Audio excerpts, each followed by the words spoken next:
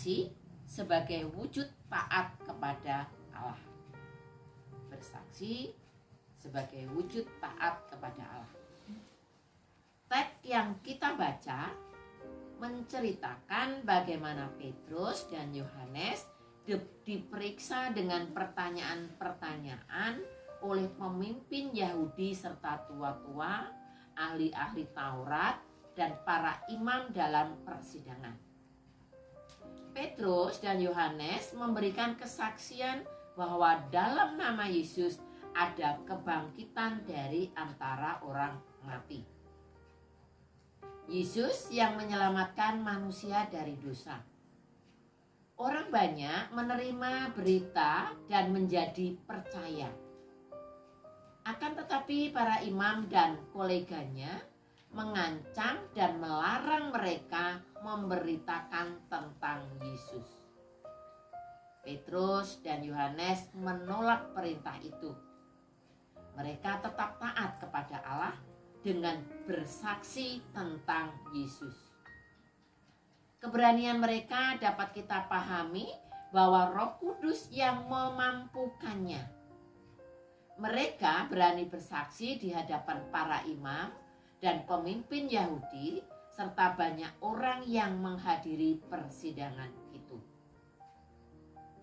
Dalam pertumbuhan GKSBS, kita juga dapat mendengar berita atau melihat peristiwa bahwa melalui kesaksian para pengikut Kristus, banyak orang menjadi percaya. Bagaimana mereka bersaksi? Mereka lari, mencari dan menemukan saudaranya dan membentuk persekutuan. Mereka berbagi Injil Yesus dan memberikan teladan hidup baik kepada orang-orang di sekitarnya. Orang-orang menerima berita Injil, teladan kebajikan dari orang-orang Kristen dan menjadi percaya kepada Yesus Kristus sebagai Tuhannya. Itulah panggilan GKSBS di tanah Sumatera bagian selatan. Gereja bersaksi untuk saudaranya dan orang-orang di sekitarnya.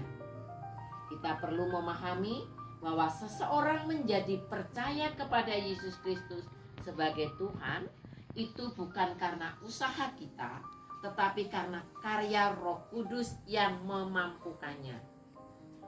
Roh Kudus yang memanggilnya dan membuatnya percaya kepadanya. Kita hanyalah sarana, alatnya, sama seperti Petrus. Sehingga dalam memenuhi panggilan kita hanya bersaksi saja. Bukan seperti pandangan beberapa orang Kristen yang menyuarakan, mari kita menenangkan jiwa bagi Kristus. Nampaknya rohani, namun bukan itu dimaksud berita Injil. Bersaksilah karena memenuhi panggilan Allah. Hal sederhana, ketika bertemu orang lain yang menceritakan pertumbuhan padinya atau jagungnya yang subur, kita bisa bersaksi.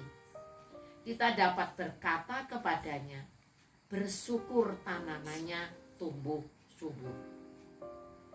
Bersyukur Tuhan Allah telah memberikan pertumbuhan kepada alam ciptaannya. Ketika orang lain bertanya, mengapa Tuhanmu disalib? Kita bisa menceritakan tentang Yesus yang disalibkan bagi semua manusia berdosa.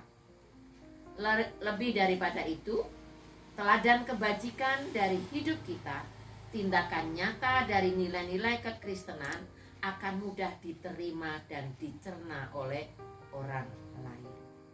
Demikian Bapak Ibu renungan kita malam hari ini.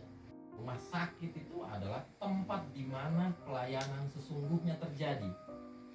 Ya bisa saja kita berdalih ya kan dia digaji gini.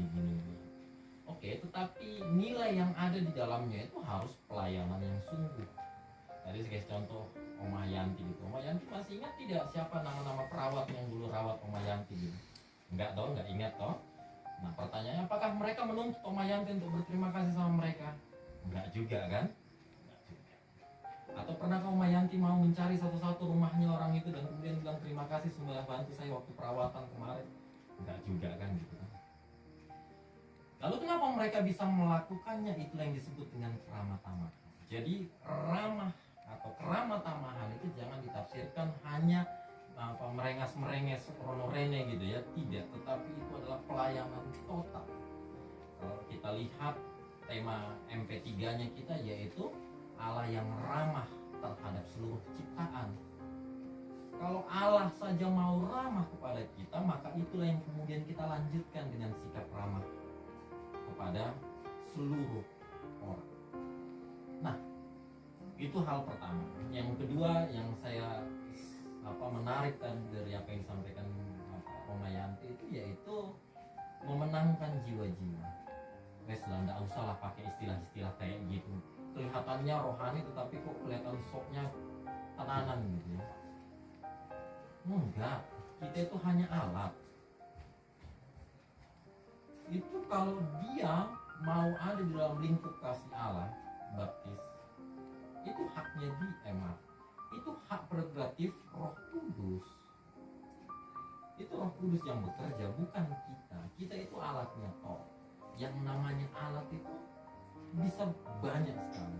Jadi tidak perlu sombong alat itu, karena hanya dipakai.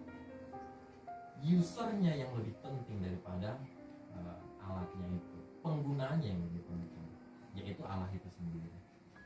Saya pikir dua hal itu yang menarik gitu ya. Jadi itu mau di dalam satu kesimpulan yang saya dengar tadi bahwa ya berani berkata tentang kabar baik. Jadi kalau judulnya saja kabar baik, Injil itu kan kalau di bahasa Indonesia kan kabar baik.